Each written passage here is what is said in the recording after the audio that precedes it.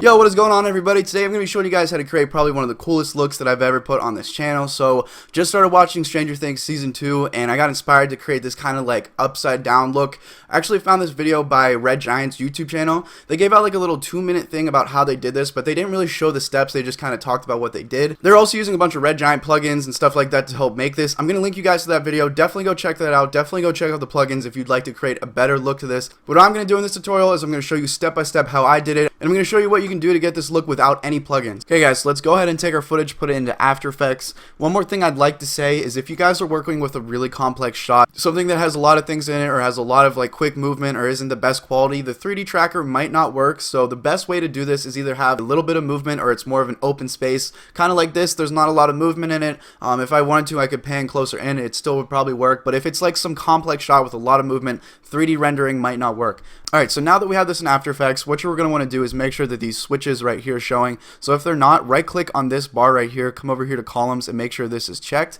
That'll pop this up. Then all you have to do is come over here to this little sun thing. What this is this is actually collapse transformation switch. We're going to turn that off. Now we can come up here to our effects and presets and we can look up 3D camera tracker, take that and drag that onto your footage. As you're going to see, it's going to analyze in the background just like this, and now we just have to wait for the computer to do the work and create the 3D points. Okay, so now you guys can see that the computer went through, did all the work for us. At first, there wasn't any pivot points on the wall, so what I did was I came down here to advance and just changed this from tripod pan to mostly flat scene. So if you aren't getting the right pivot points you want, just come and try and change the solve method under advanced. But anyways, to actually show these little pivot points, you can just click on the 3D camera tracker effect and those will pop up. So now let me show you what you guys can do with this. So what this is doing, it's actually tracking the motion in the scene. So now we can apply text or solid and actually paste it to the walls and create like this own little setting. So for example, to get the Stranger Things look, what we're gonna do is take some stock footage or some stock pictures of just some vines, stuff like that, and try and paste it onto the wall. So the first step we're gonna do is we're actually gonna zoom in here real quick, and we're gonna select a pivot point. So we're gonna want to put something on the wall to start. Let's do an easier one. We'll do one maybe right here. So let's right click right here and we're going to click create solid and camera, and that's going to create a 3D camera tracker as well as this track solid right here. So as you can see, this track solid, what it is, it's actually just a shape, and we can actually make that bigger just like this. And the cool thing about this is what we can actually do is we can right click on this track solid, click pre-compose, and then just click OK. What that's going to do is it's going to allow us to double click on here, and then what we can do is we can straight up delete this solid and we can throw any picture that we'd like in here to actually composite over the walls. So I found this right here. It's called Ivy Stock. You can always go and find your own, whichever one works for you, just on Google Images. If you want to get rid of that white space, just throw it into Photoshop, make it a PNG. You can look up other tutorials for that. But anyways, once you find the Ivy that you like, just go ahead and drag that into the project tab. It's going to import into After Effects.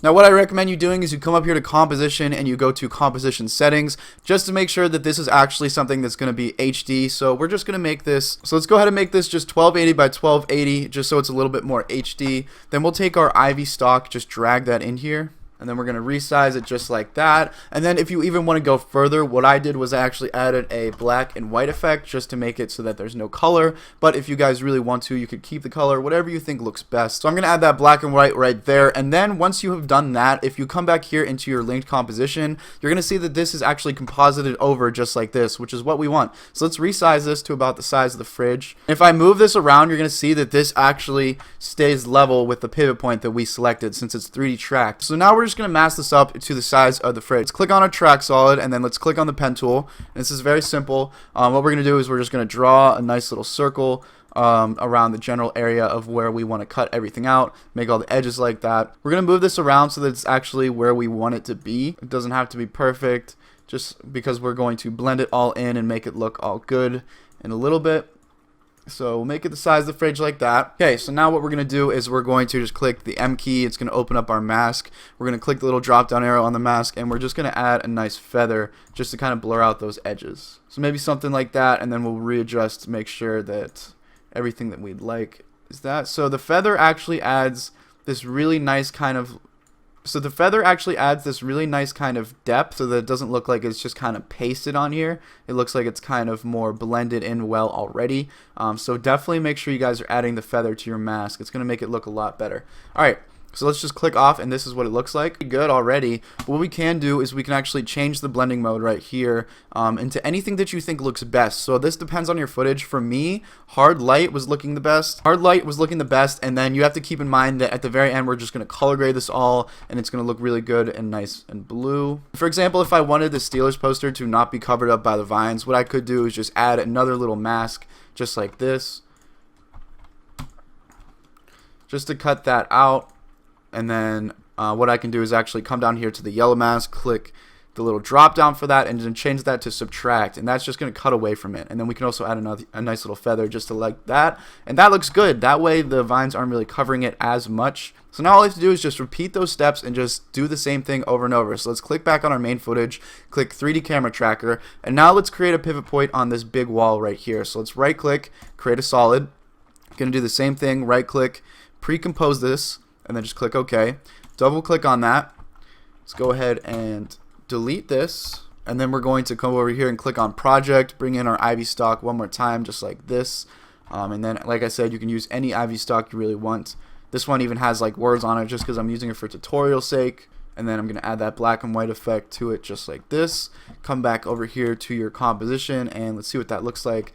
We're going to have to scale that up a lot just like this. Let's make it scaled to the whole wall size, and that's actually looking nice. So now let's add our mask. We'll go to pen tool, and I'm just going to add a nice circle and try and just cut out all those rough edges so that it's not like a straight square, because once you add that feather, what we're going to do is it's going to blend a lot better. So click M, go down to your mask options, and then just add a nice feather, and this is what you're going to see it do once you add that feather. So that's what we really want. And then you can always just mask out anything that you don't like I said, and then put it on subtract, and that's how you really cut things out of this, as well as you can adjust the mask so that you can actually get that feathering. And if you guys are actually really wanting this to look very good, make sure you guys are taking time and making all the necessary adjustments.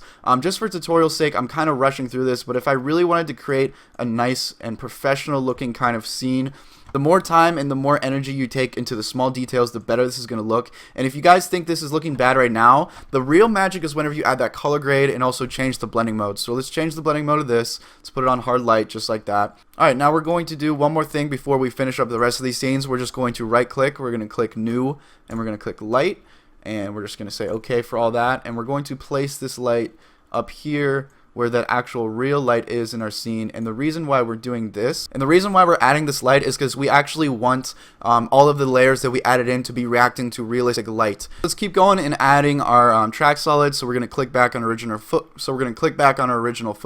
click on 3D tracker, and then we're going to add another one, and then I'm probably just going to speed this through, just because it's really repeating the steps over and over.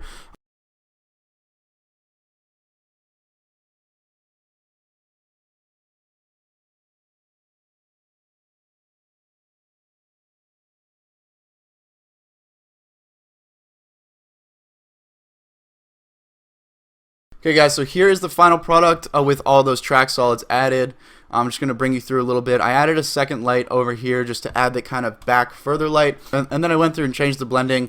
Most of them are hard light, like I said. One of them is overlight, one of them is normal, one of them is vivid light. So just change the blending mode to anything that you think blends the best and looks the best. Once you've created that, then you're ready to actually just add a color grade, and this is all 3D tracked. You don't have to do any keyframing. That's why I like this. That's why I like it so much. Here's what that looks like in Premiere. I'm just going to use Premiere to show you guys the color grading because it's easier to show it that way. But of course, you can always color grade however you usually do in After Effects.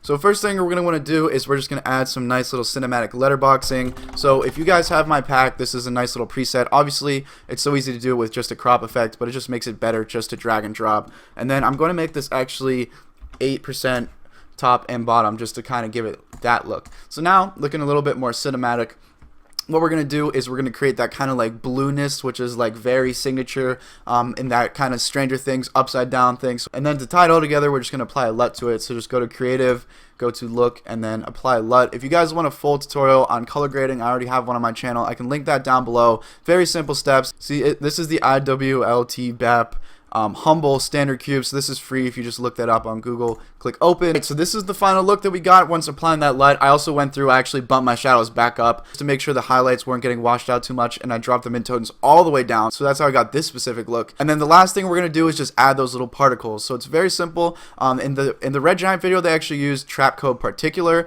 If you don't have that, because it is a lot of money, what we can do is we can just throw in a little overlay. So if you go in the description below, you can download this overlay.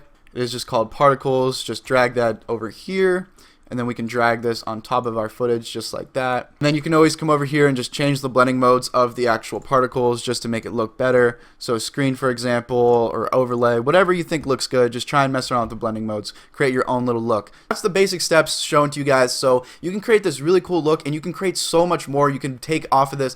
You can create so much more just with the methods used. You can really create like your own scene, change the walls, change which 3D tracked. And 3D tracking is so easy to use. It's so quick, and it's actually fun to actually really build your stuff just using that pre-comps and just the masking. So anyways, guys, I hope you enjoyed this video. Leave a like, comment, and subscribe. Let me know what you'd like to see next in the comment section down below. I'm always reading what you guys are saying, and a lot of what I bring to you guys is actually based off of your comments. By the time this video goes up, we are very, very close to 20,000 subscribers. So I just want to say thank you now. I'm going to be releasing an entire contest, an editing contest, once I hit 20K with some prizes. So I'm excited to announce that. A full video with contest information and details is going to be going up very soon once we hit that. So make sure you guys turn on that notification button. Thank you for watching, and I'll see you guys later.